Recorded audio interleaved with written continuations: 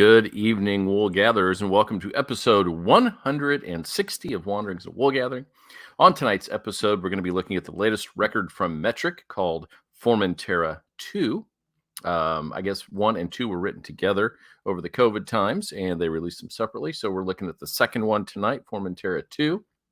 We're also going to look at a new song by the Rolling Stones. It's the first song or album I think they put out in 18 years, maybe, and it's the first without Charlie Watts on drums. He passed in 2021, so that kind of sucks, but the song's good, so that's good. And Lady Gaga and Stevie Wonder have joined him on the song we're going to talk about tonight. After that, or before that, we're going to be talking about songs that, really hard, fast songs that would be cool if they were slower, maybe turned into ballads, however you might look at that. But hard songs, slowed down, that would be very cool. If you like what you see and hear tonight, subscribe and leave a comment. Feel free to share with your friends and smash that like button, as the kids say. Joining me, as always, is Metalhead Mundy. Step inside into his mind. It's boy band time. It's Metalhead Mundy. Hey, Hey. is that what we're doing? We're trying to say things like the kids say. Yeah, I don't want to smash the like button myself because I might pull a muscle. Getting kind of Yeah, I The feel kids like might do that'll go well. Try to work in the newfangled slang lingo. We gotta smash like buttons. Just like us, that's all I want. Oh man, Audience participation, that would be good. that would be good. It'd be fun. So, I think in the future when we do our challenges, we're going to put them out beforehand in case anybody wants to join. I had a couple of challenges thrown in tonight from some folks. I'll share those. Oh, cool. But it would definitely be fun to have some audience participation again. Yep. So what's good before we get started? Well, the only thing, like, I kind of want to mention this, the Taylor Swift bringing her Eras tour to theaters. And, I'm not a Taylor Swift fan. Her music is not for me. I appreciate everything she's doing. She is an industry and an economy unto herself, it seems like.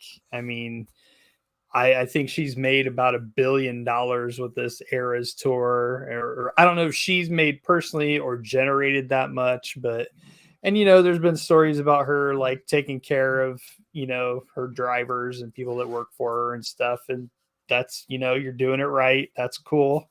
Be a good person. But, I saw something the other day. So this Eras tour movie, right? Mhm. So the pre-sales, are breaking all kinds of records. Pre-sales sold well over $100 million, which is insane. Mhm. And I love what she did with it because she skipped the movie studios. She had it made, everything ready to go, filmed it all herself, put it together, packaged it, presented it to all these different movie studios. They all passed, which is insane to me. So Yeah. she was like, cool, don't need you. Went directly to the distributors. So undercut all these studios, went directly to distributors. She gets a lot more money because she doesn't have to split it with them. So good on her. Smart businesswoman. But I saw a clip of this Eras tour movie playing, and there were tons of people in this movie theater standing up, dancing around, singing and screaming along.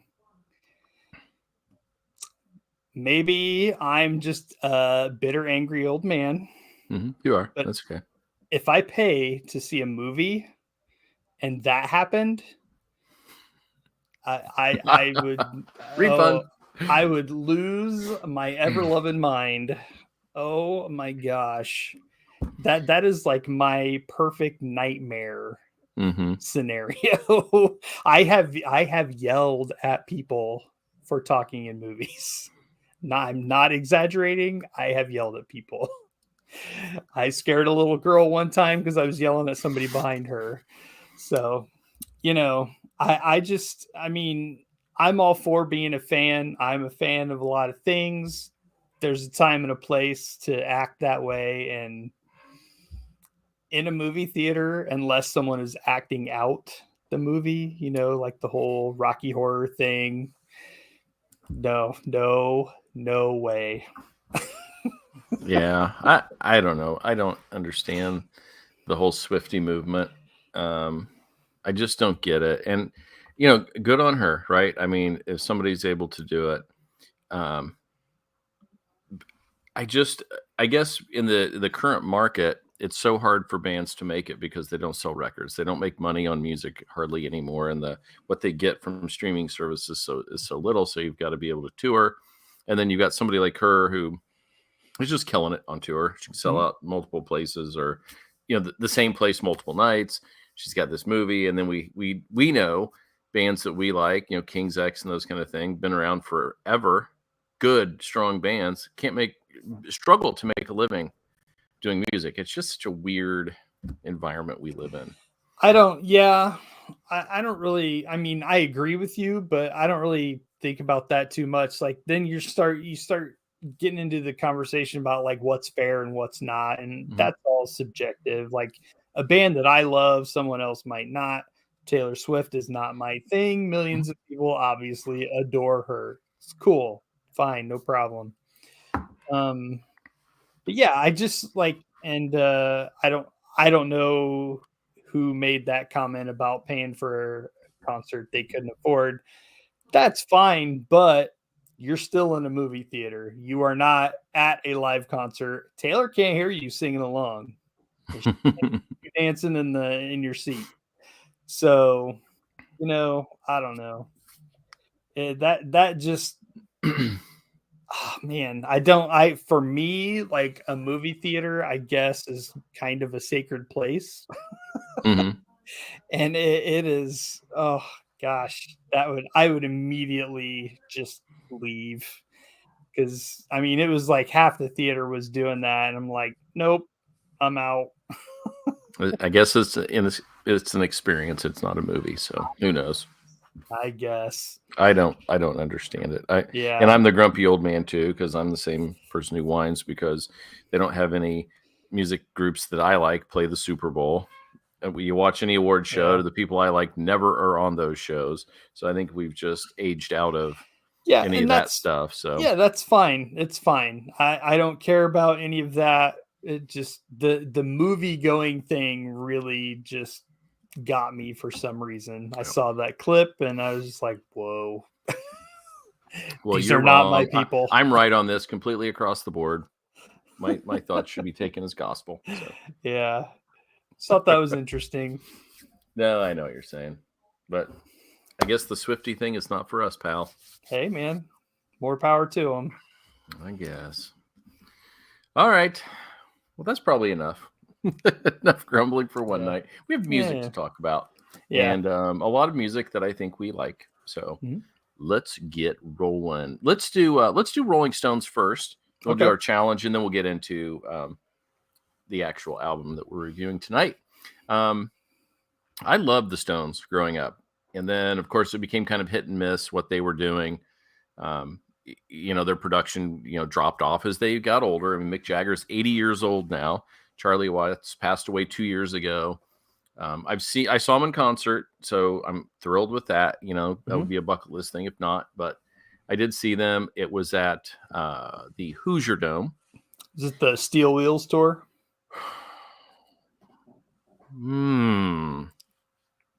It had Counting Crows opening. I'd have to look back. Might have been later than Steel Wheels then. It was it in the early 90s, I think? Yeah, it would have had to been. I think it was in 93 or 4. Yeah. And, but the sound there is terrible. I mean, sure. I never saw a concert in the Dome, but with that vinyl roof blown up, it was not for your acoustics. But I was thrilled that I got to see him. And when I saw that they had some new material out, I thought, you never know what you're going to get. Yeah. Yes. Surprise. The first song, there are 2 songs actually, and Angry was the first one, and it's pretty standard Stones fare, nothing great, nothing bad, just kind of what it is. But this one, The Sweet Sounds of Heaven, it was written by Mick, and Keith, and it has Lady Gaga singing on it, which is really cool. Stevie Wonder playing instruments. So very cool bluesy song. Yeah, my history with the Stones is not like, we've said before, neither one of us are huge Beatle fans. The Stones is one of those bands that my dad was a very big Beatles fan, and I don't really remember him listening to the Stones that much.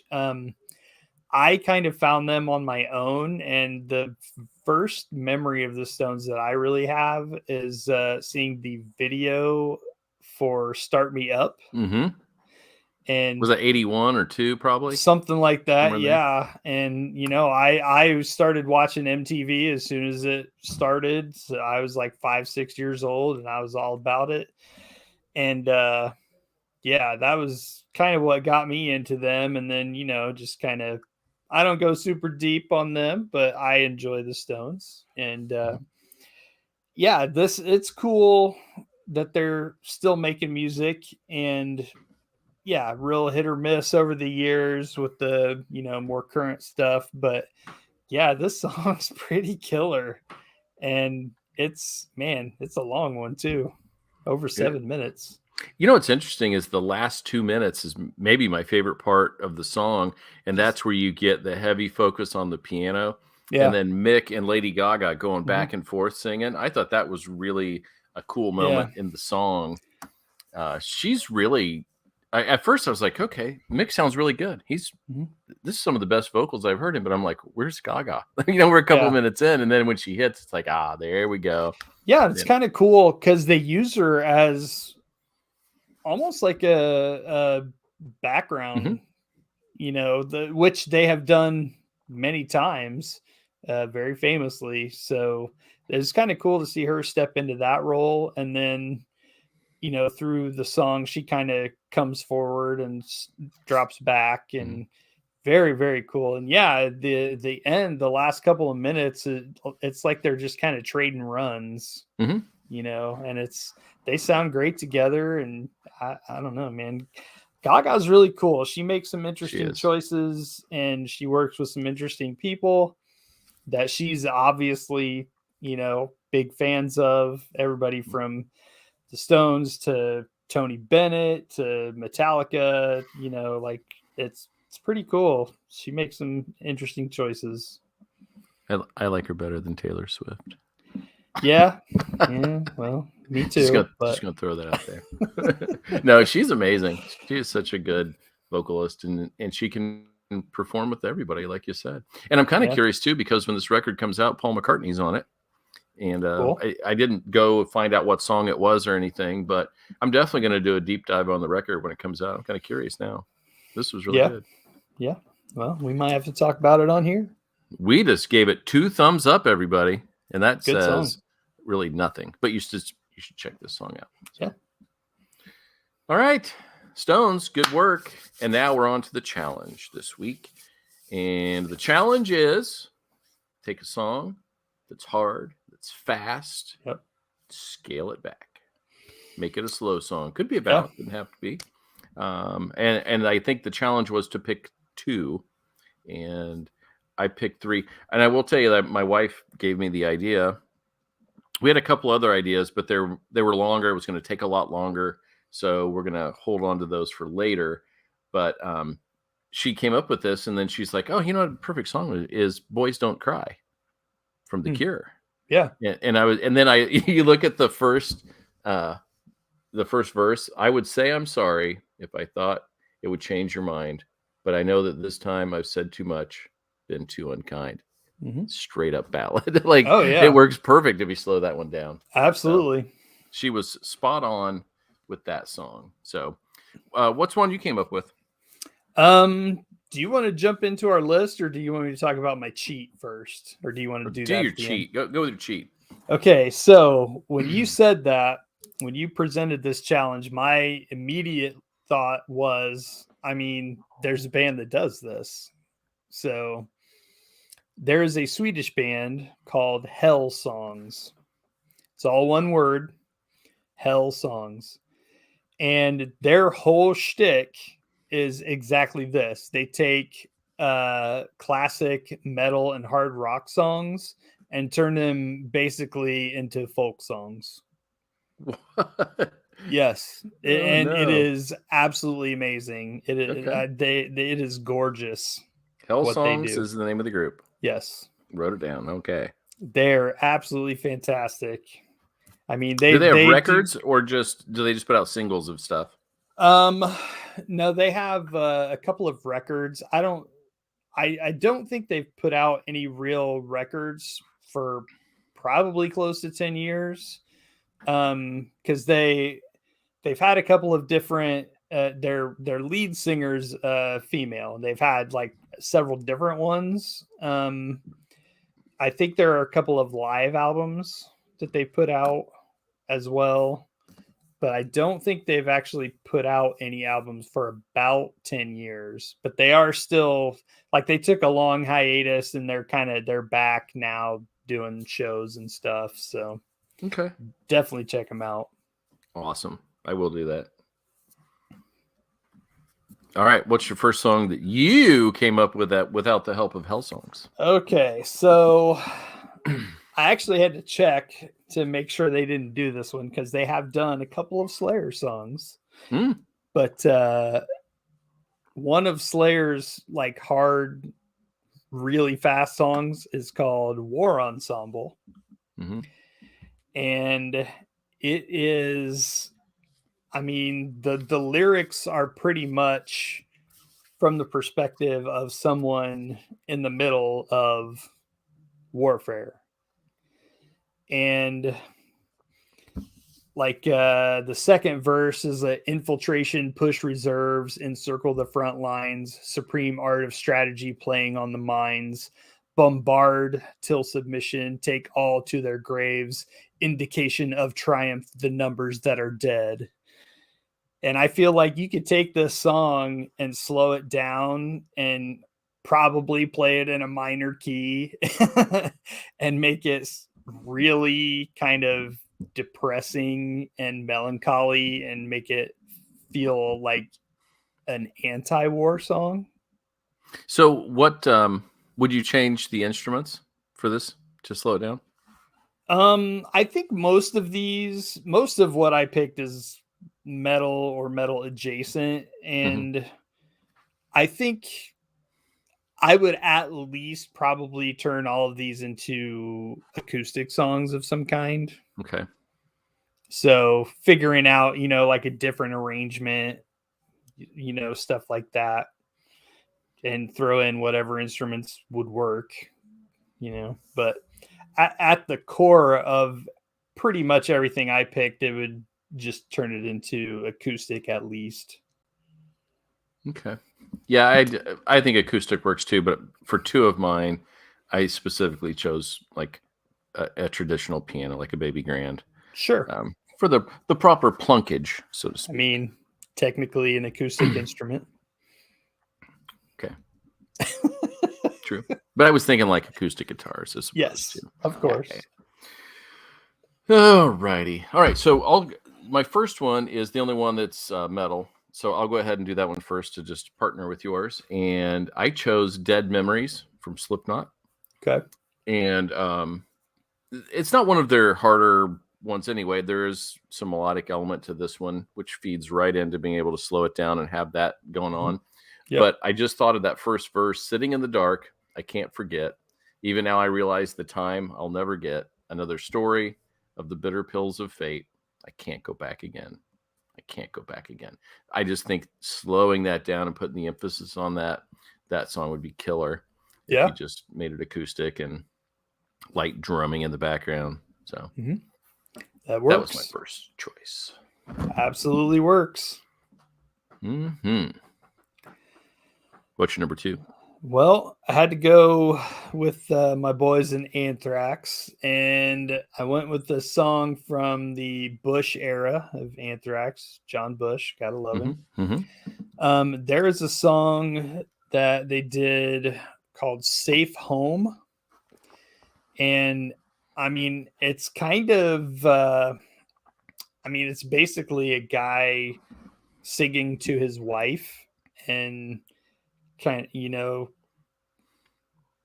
basically how as crazy as life can get, like you will always be my safe home. Like you are what I come home to. This is, you are what life is all about for me. You keep me going, you keep me safe, take care of me. And yeah, the chorus is, you have always been my safe home. I walk, I run, I burn out into you. You have always been my safe home. My whole world has moved on.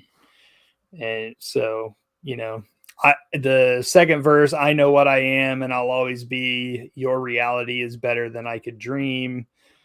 That kind of stuff. So it's basically a love letter to your wife, So, but I feel like it's pretty heavy. It's not like super heavy, but make it acoustic, slow it down, rearrange it a little bit. I think that it would be a great song for that style. I mean, it is a great song, but for the style, like what we're talking about, it would work perfectly. When did the Bush era start?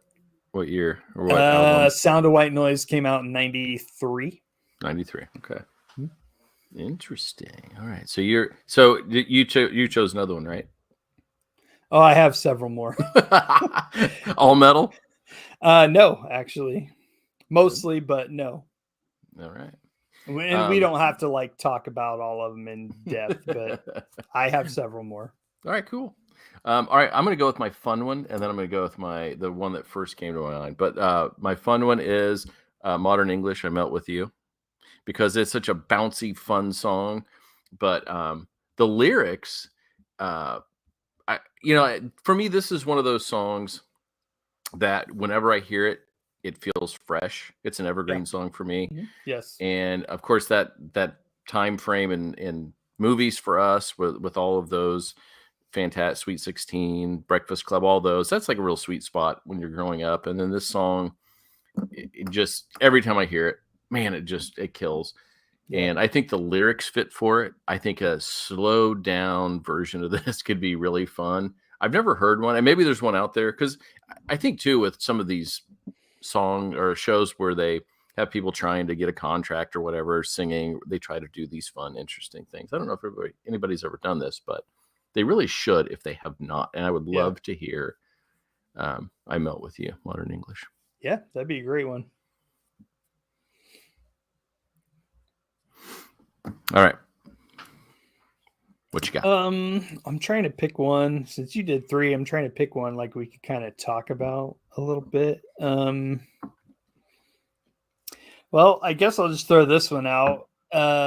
Separate Ways by Journey. It is, I mean, it is 100% a great breakup song. And it's one for them. I think it's a little more up tempo. Mm-hmm. And I don't feel like you would have to do much to it other than slow it down. Do you think the vocals would have to change though? I mean, if you slowed it down, I don't know that they would have to change much, but sure. Yeah. I mean, that's the thing with changing the style like this. I mean, it's all about the arrangement. So that's something you figure out in the arrangement. Yeah, he just has such a big voice. It's a high voice or whatever. And you think when you slow things down, sometimes it maybe wouldn't fit as well. That'd be interesting. They do ballads though. So Open Arms. I mean, yeah, you're right about that. Yeah. That's definitely not a ballad. A breakup ballad. No, yeah, it's that Separate Ways might be my favorite Journey song. And it is my son's favorite Journey song. I know that because when we saw them live, he was like, "I'm so glad they played that." So, was it with Steve Perry or the other guy? Oh no, we just saw him like a couple of years ago, and it was Arnell. Okay. Yeah, gotcha.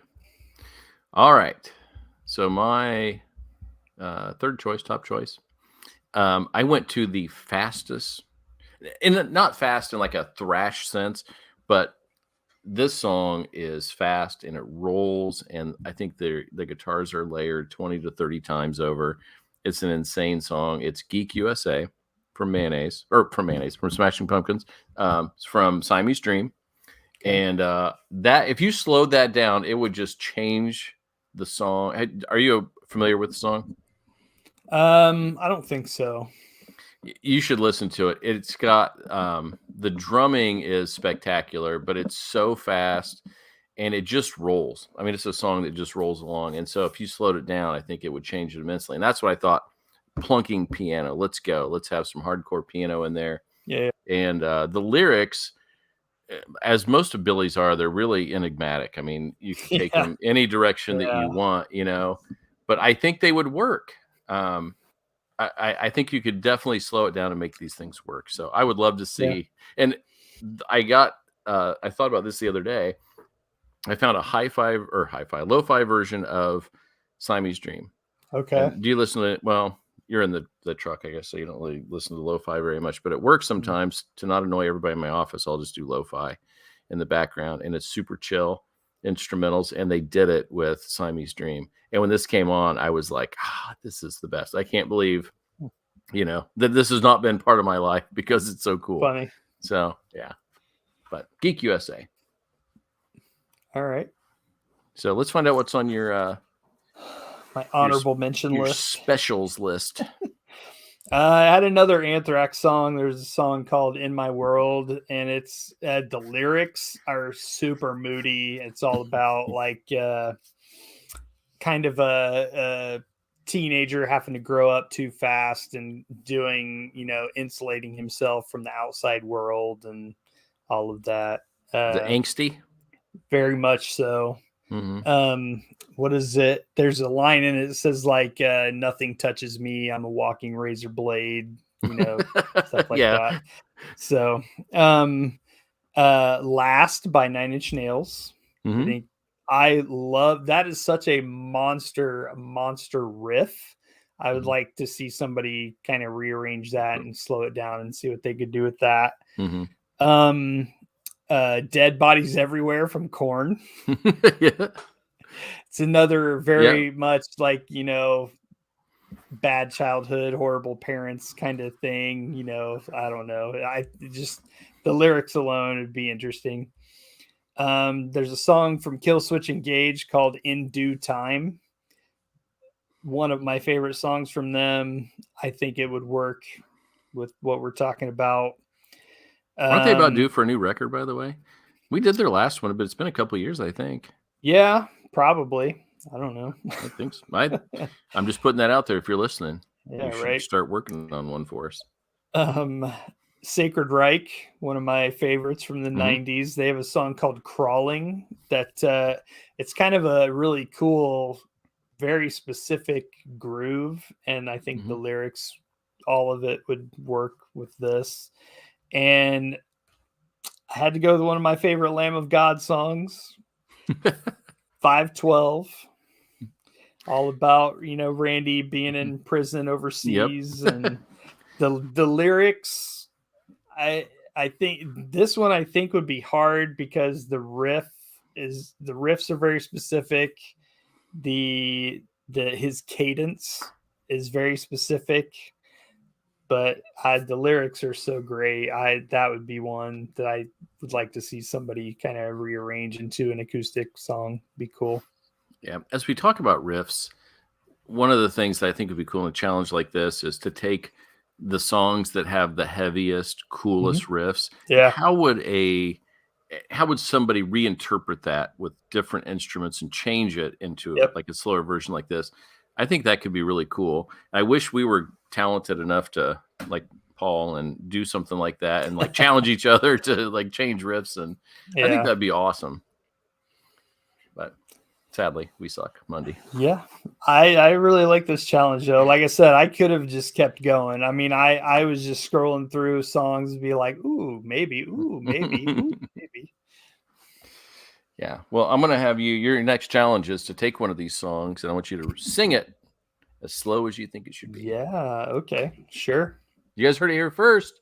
Mundy said challenge accepted.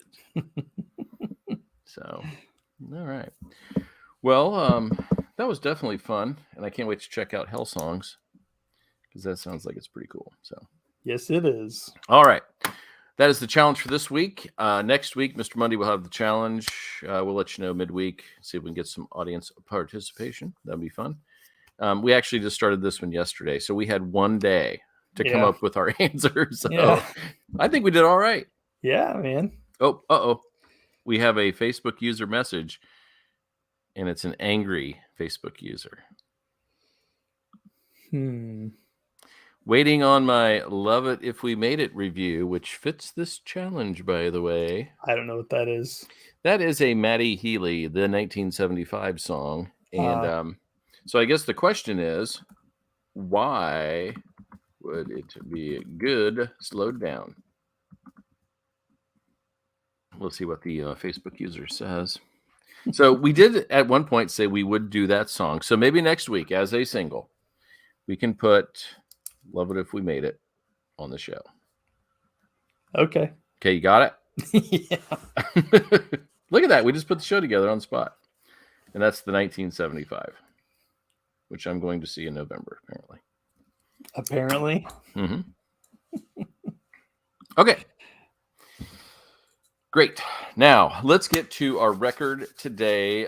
This is a group that you brought to us because you saw them live. I had no idea who they were. So I'm going to let you introduce Metric. You've seen them live. What? We saw them. They opened up for Smashing Pumpkins in Louisville. Yes. That was another reason. And I was like, oh, we saw them together. So Were they out before Killing Joke? Wasn't What? Killing Joke? Didn't Killing No. Joke open that one? Nope. Which one did they open? God, this I, all gets I jumbled. saw them open for Tool. Killing Joke opened up for Tool. Oh, that's who it was. Okay, that's who it was. Yeah. All right. So I didn't even put that together. Yeah.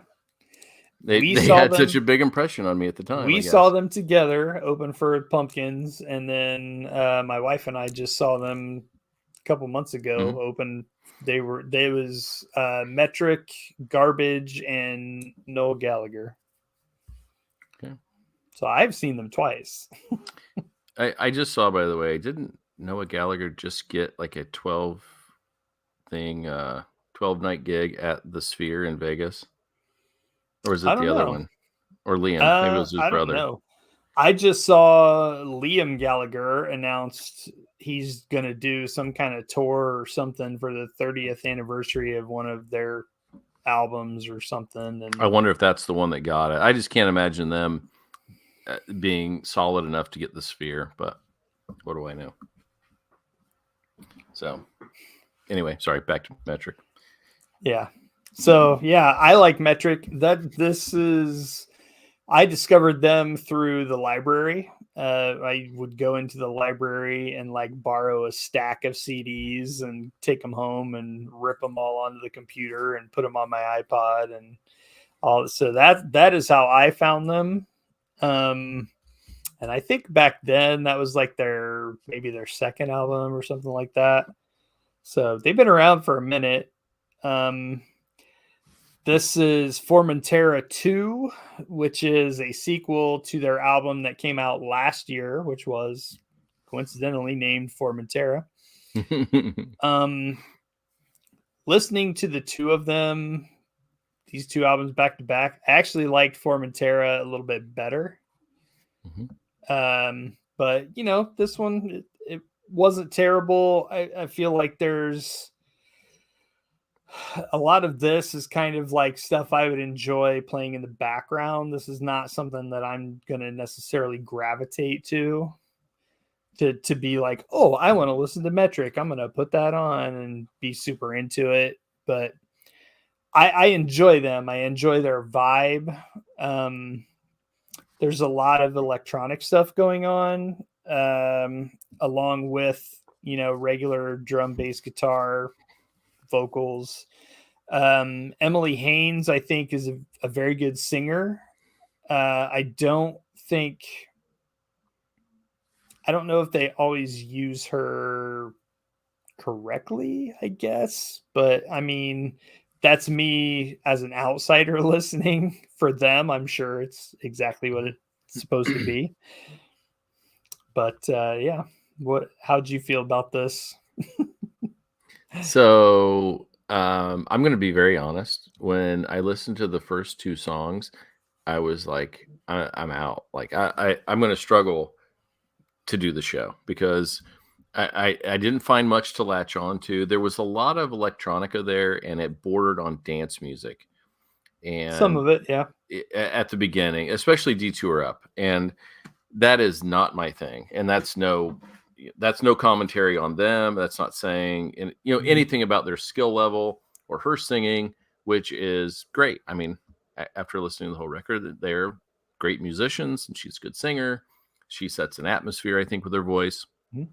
But I will say that I happily came on board with the third song, and it slowly grew on me. And by the time I got to, and I listened, and I don't want to say I just listened to it once. I mean, I probably listened to this 5 times. So it's, I definitely put in my time here.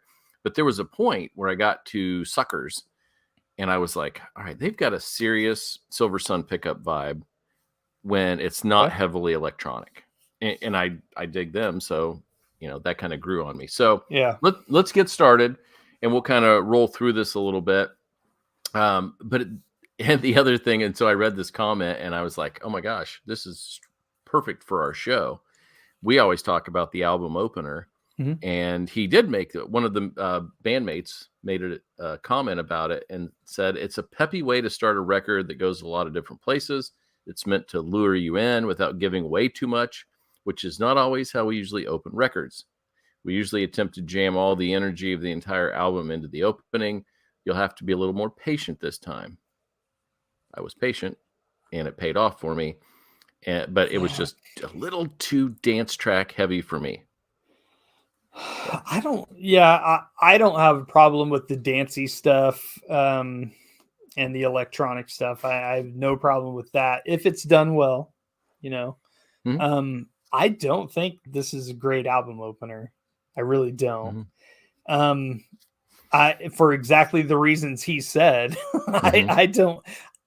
Most of the time, I don't want an opening track that I have to be patient with. Like, I want something that's going to pull me in somehow, whatever that may be. But I don't feel like this did that. I don't think it's a bad song. I like the bass line. Her vocals are great. The beat is, it's kind of a head nodder. It's, it's fine, but I don't think it was a great opener. I concur. So, yeah.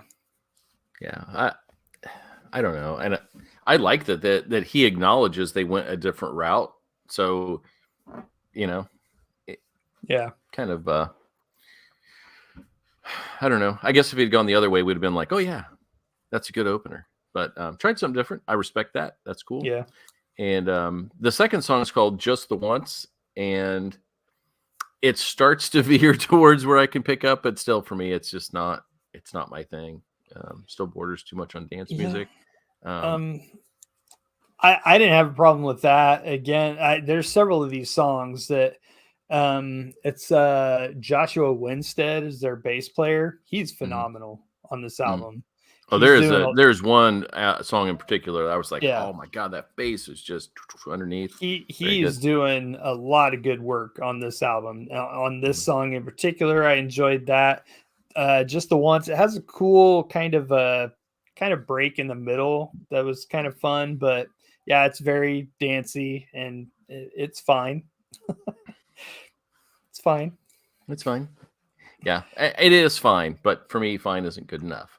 But sure. Stone Window is good enough. This is where the album started to take shape for me. Yeah. And this one had a really cool break in the middle, had a nice guitar solo. It had a really good hook.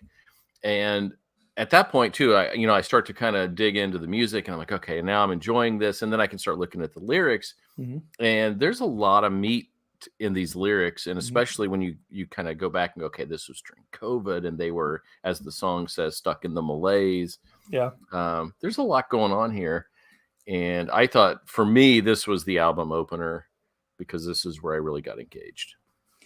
Yeah, the synths at the beginning are kind of cool, and it kind of slowly kind of slips into a really cool groove that carries the Mhm. song. And you mentioned the guitar solo. The solo fits the song really well. Like it's not crazy, some crazy acrobatic, blah, blah, blah, blah, blah, Mhm. like it fits in the groove, Mhm.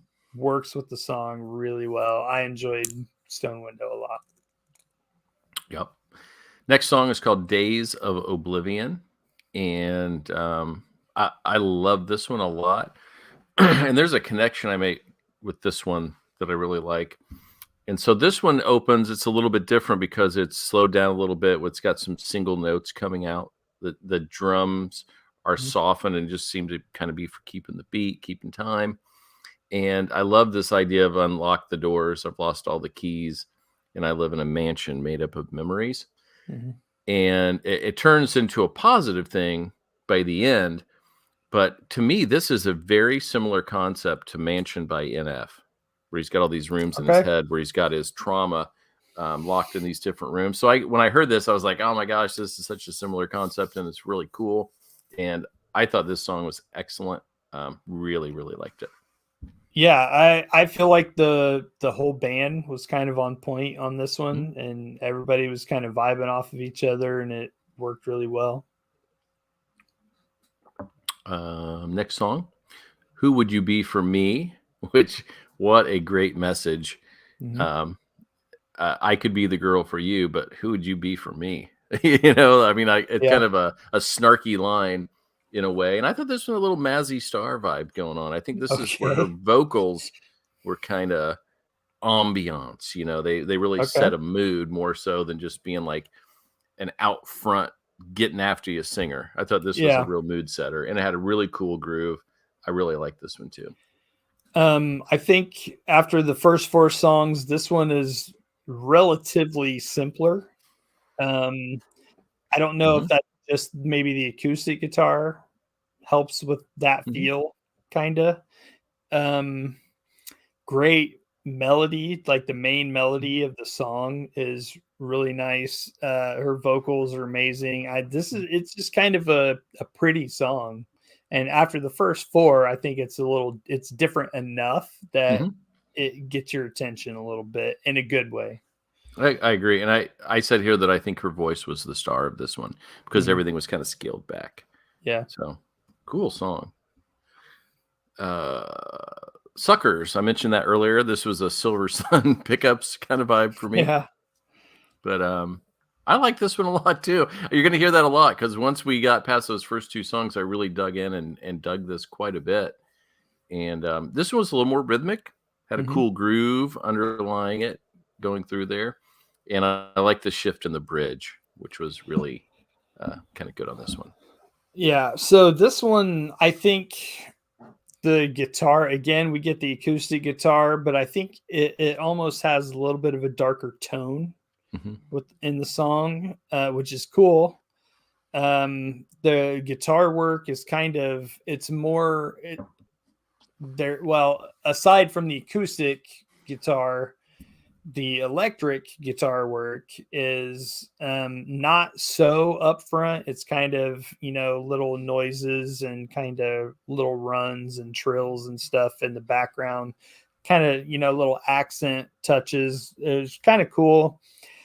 The song kind of changes around the middle, and I didn't really love it after that. Like from that Hmm. middle part where it changes to the end, carries into the end. I didn't love that as much as I did the beginning. I don't know why. I don't know if I just kind of latched onto that darker tone and it kind of moved out of that. Maybe I wasn't ready for that, or I wanted it to come back or something. I don't know. But the second half of the song, I kind of checked out a little bit. Okay. Um, what is? Oh, nothing is Nothing perfect. is perfect. This is the Seinfeld song. It's all about nothing, and it repeats nothing a lot. But I mean, this is one of those things where I'm so glad that I came back in. I started to enjoy the music more because I could start looking at the lyrics and digging it. And it Mhm. was like, oh my gosh, like nothing is something in this song. It's like it's taken this abstract thing of nothing and made it more of a concrete thing that's in front of you. And I thought that was really cool. It's no better musically than a lot of the other songs, but lyrically, I think it's very clever. I Yeah. like this one quite a bit. So I had a little trouble with this one. This is the third song in a row where we're kind of starting off with the acoustic guitar. Hmm. After not really having that, you're going to do it 3 times in a row. So I was like, okay. Oh, you're a hater.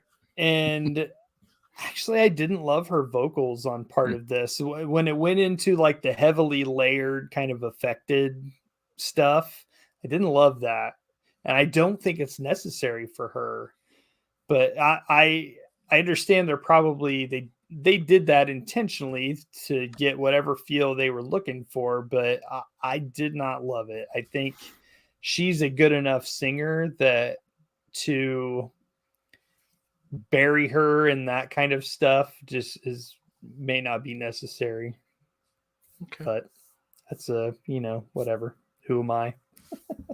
Would you agree it's the Seinfeld song? I mean, sure. It's a whole show about nothing. This The is song about nothing. So sure. Yes. Okay. Descendants, one of my favorite songs on the record. Yeah. And this one we come back to the sound effects, right? We kind of chill starting off, builds up in intensity, which is cool, and then it breaks, like a lot of the songs do, and it has this really cool rhythmic clicking going on in the background that I like. And I like this one quite a bit. I enjoyed this song, but I feel like it's almost 2 different songs tacked together. Because of that break. Yeah, it's really cool, like up tempo, dancey, vibe going on, and I like that a lot. I enjoyed it, and then when it changes, it's also really cool. Like the last minute of the song has a really cool groove, but it's like it almost feels like it's so different, like it's just kind of tacked on. Okay. Like it's just the last minute of the song, and I'm like, okay, interesting choice, but it's good. Both parts are good, but I don't know if they necessarily belong together. Yeah. So and we've talked about, there have been albums in the past where they've laid Easter eggs and things, or they connect things. And so I do love the fact that this song is connected to Doom Scroller from the first record, which is the first song, which we both like Doom Scroller a lot. And, that one's about going down that rabbit hole, on the internet, you're the doom scroller, you can't shut it down kind of thing. And it does connect to this one because this one's all about being afraid of something that you're not, becoming something you're not. And so I like the connection of these 2 songs. Thematically, I think it makes excellent sense. And the fact that I really like the song and then it's got that connection just takes it to another level for me. Yeah. So one of my top songs on the record. Probably would be my top song if it weren't for the next one, which is a brilliant album closer. I'm going to say it right up front. Go Ahead and Cry. That's the last song. What do you think? I did not like the song at all. I knew you were going to say that after I said that first part. This one has such a different, cool 60s, 70s vibe to it. I love this one. Did not like it at all. No, you're a hater. And I don't, like you say, it's like a great album closer, and I feel like my judgment on that is clouded by the fact that I didn't like the song. So it's hard for me to say it's a good closer if I don't like the song, but whatever worked for you. So, okay. So picture this, you go through the minutia of the album, right? Everything that we're talking about, COVID, complaining, talking about nothing, all these different things. And then at the end, Mother Nature's like, doesn't matter. You're insignificant. I'm Mother Nature. Life goes on. It's like it just closes the album like everything before doesn't really matter. I thought that was a nice little closing of the book. I guess that's certainly true, but And the cool thing is the first song is Doom Scroller. Like Yeah. you're going through, you're getting all obsessed with all these things on the internet. Sure. None of that matters. Like Yeah. ultimately in the scheme of things. So playing through the 18 songs to get to the end and be like, none of it mattered anyways. exactly. See, yeah. you got the point. So, but that one totally had a different vibe. So they really went out on a limb to do that. And I kind of thought that was cool. And it had a really cool bass groove that went underneath all of that. So Yeah. I dug that. All right. Do you want to score it first? Do you want me to score it first? I can. I don't care. It's hard because it's not, like I said, this is nothing that I would necessarily gravitate to. And I did like the first installment, the first album of this 2-part album. I liked it better. So I would probably go 3.25, 3.25 out of 5. And there's probably not a ton here that I'll revisit, but I feel like Metric is one of those bands. I've seen them live twice now. They're an amazing live band. Both times that I have seen them, I really enjoyed them, even though you completely forgot you saw them that one time. But it's hard to remember opening bands because you're so jazzed. And when I'm going to ready to watch the Pumpkins, the last thing I'm thinking about is the opening band. So yeah, so but yeah, no, they're a great live band, and I probably wouldn't go out of my way to see their show, but I would not be mad if I saw them open up for somebody again. I'd like to see them in a place like the Hi-Fi in Indy or something like that. That would be cool. I think that would be really cool. I think that would be fun as well. Yeah. Yeah. And now that I've gone through the record and I've listened to both, I mean, they really do have, for me, like a Silver Sun vibe. Didn't you go see Silver Sun with us?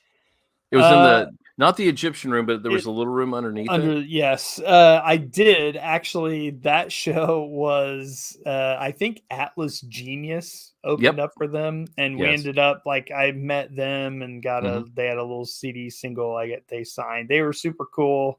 And then by the time Silver Sun Pickups came on, I was having back trouble at that time. Yeah. And I had to go out and sit in the lobby or something. I had to sit down. So they had that other band on there that would not stop with the guitar solos do you remember that group? It was some nobody band, and it was going on forever and ever. It made it it was excruciating listening to them.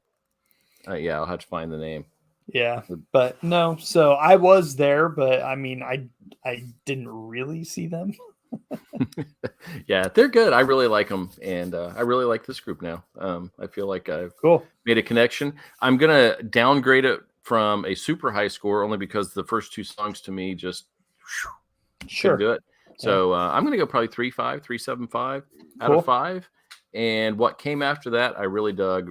I like the vibe. I like the message, and she has a great voice. It's not like a Lady Gaga powerful voice, but it is definitely a mood carrying voice, and I like that a lot. So I will listen to some of these again.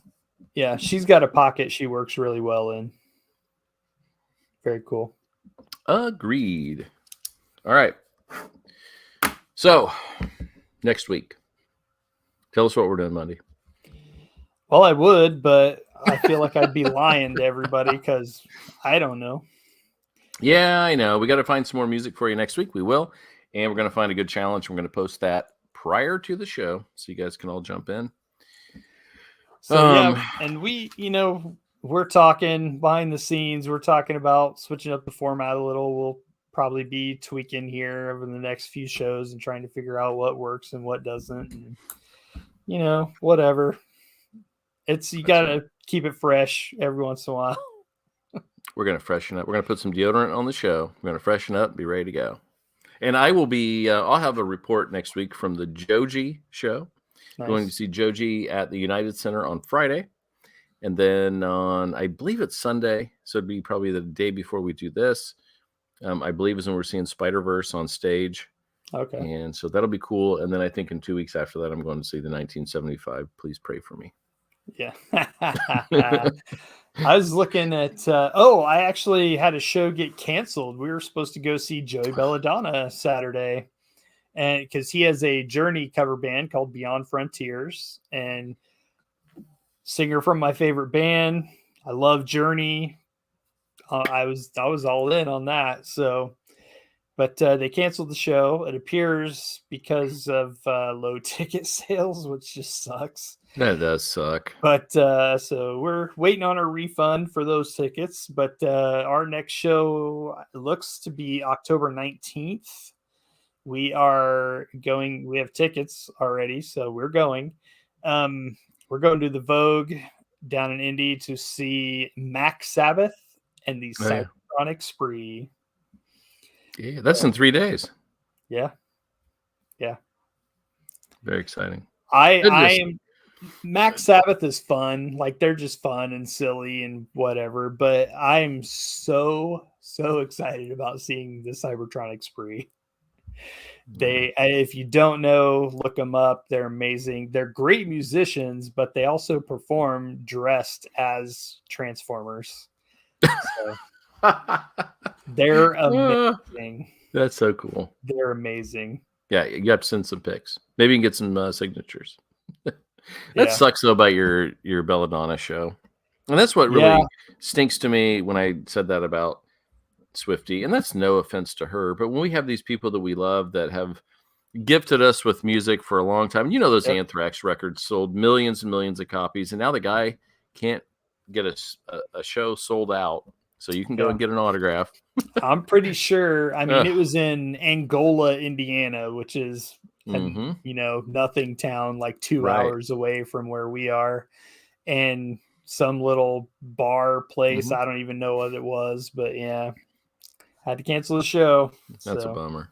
Yep. I was all upset. right. Well, we will have reports from our shows, and maybe we can't have video on here. Facebook will kick us off. Dang it. Yeah. That sucks. All right. Well, thanks for viewing this week. And don't forget, check us out. Wanderings of Wool Gathering on YouTube, Apple Music, Spotify, SoundCloud, and wanderingsofwoolgathering.com. That's where our shows land. And you can also get some cool articles there. Mr. Mundy, we can find you where? Just look up my handle on the show, Metalhead Mundy, on Instagram. You'll find me. You'll find him in cat pics. It's amazing. Nothing? I just made fun of your cat pics. I'm not going to deny it. I can't help that my cat is awesome and she's pretty and she loves me. And you can find me on my Foggy's Pal. Until next week, we'll see you. Oh, man. Monday, why don't you yell at me? Okay. Maybe next time.